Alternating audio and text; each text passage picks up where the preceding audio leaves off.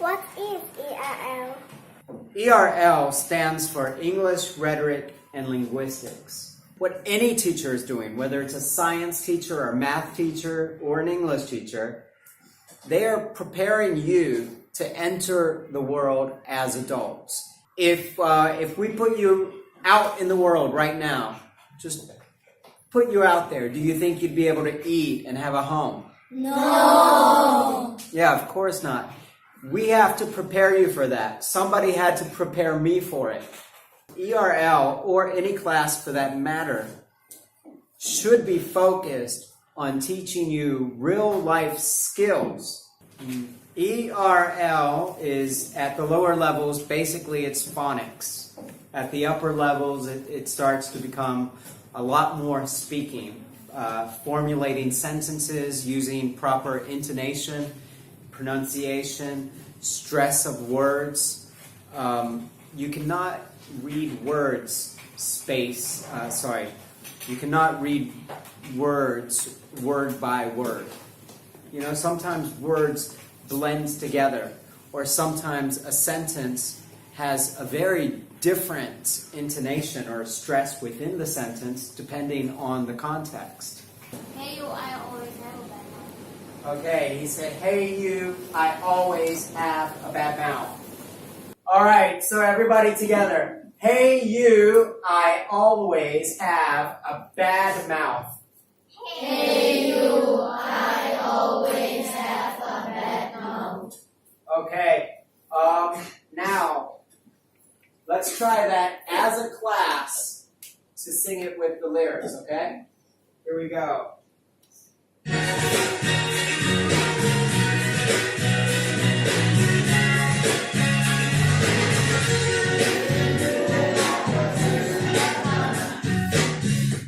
Did you hear that? Did it fit the song? Did it fit the song? No. Because I heard everybody say, hey you, I always have a bad mouth. Have you ever heard an English speaker speak like that? No. That's why it doesn't fit the song, okay? It doesn't fit the song because even though that's the way the words are written, we don't always speak spaces, okay? So sometimes spaces blend together. Okay, what is a vowel? A-E-I-O-U. That's right. So if a word ends with a vowel and the next word starts with a consonant, that's any letter that is not a vowel, it usually blends. And the opposite is true. If it ends with a consonant and the next word starts with a vowel, it blends. So for example, hey you, I always, not I always, but I always. I always. Everybody, I always. I always. I always. I always. Over here, I always. I always. I always. I always. I always. I always. Okay, so we got the two vowels blending. I always. Okay? And then, do you think this is going to be have a? Have a, ping pong, have a. So not have a, but have a. Yeah, I always have a. I always have a. Everybody, I always have a. I always have a. This group, I always have a. I always have a. This group, I always have a. I always have a. So all together, it's hey you, I always have a bad mouth. And that's very different than, hey you, I always have a bad mouth. Why are students always having fun, never studying? Studying is absorbing the information that a teacher is giving to you, okay? Do you need to be sitting at a desk looking at the front of the room for that? No. Do you learn in physical education? Okay. All right. There are lots of examples of when you don't need to sit down and you can still learn. Okay. If we're having fun in ERL class, it's not because we're not studying. It's because we know how to make a lesson fun. Everything that we do is incorporating the lessons that we have. It begins with P. It is a very delicious, fat animal. Okay? Their hand's not up. This team. Pig.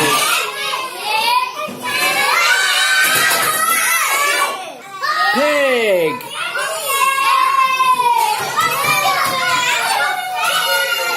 P-pop pig. Okay, is P voiced or voiceless?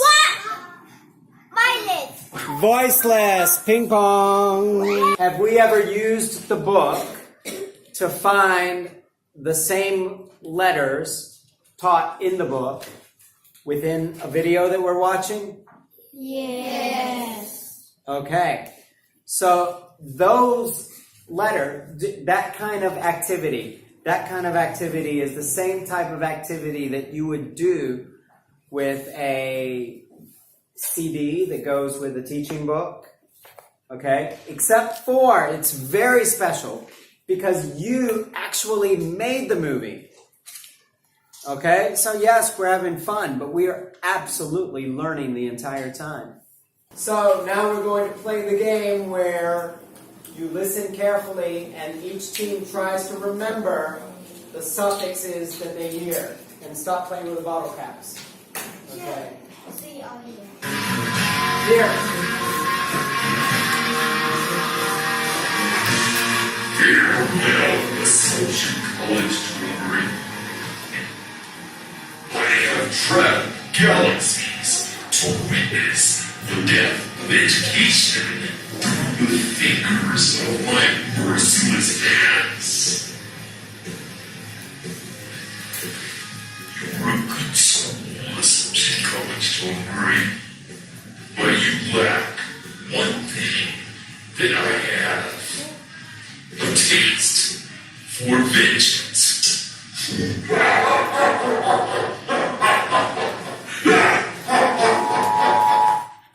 Okay, which team can give me a suffix?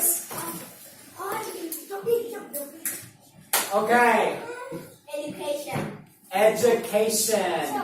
Education. One. Education. Who can give me another one? Assumption. Okay. So, what kind of words have shun at the end? Okay? Nouns have shun at the end. It's T-I-O-N, but it sounds like S-H, right? Shun. Who can give me another one? Only some students have speaking part in the video. In the preparation, in the pre-production of the video, it's not only one student with those speaking parts. How many students had those same speaking parts when we were planning? Many students. Everybody, right? Yeah. Okay, so what we do is we write those parts together, we put them on the board, and then we have what we call auditions. That means that every student in the class is going to say the line, and we're going to choose the student that said the line the best. If you think about it, that's kind of the same as the tests that you do in other classes, right? I see dancing in the video. Dancing is not speaking. So the dancing is based on gestures used from the words in the book. And what we don't see in the video, once we hear the music over the dancing, what we don't hear is that when we're actually filming the dancing, the teacher or one of the other students is off to the side shouting the words with good pronunciation so that other students can follow the gestures. And once we lay music over it and take the voice out, it looks like dancing, yes. Without speaking, just raising your hand, who can tell me one of the words that has E-A-R and sounds like herb? Okay. Mina? Earth. What? Okay, listen. If this is bird, and this is shirt, and this is 30, what do you think earth is? Ping pong. Earth. Earth. For the ERL video, we are doing a dance. And guess what? You already know this dance. You do, okay? For this dance, I want you to listen to Teacher Daryl's words. Bird. Shirt. 30. Earth. Search.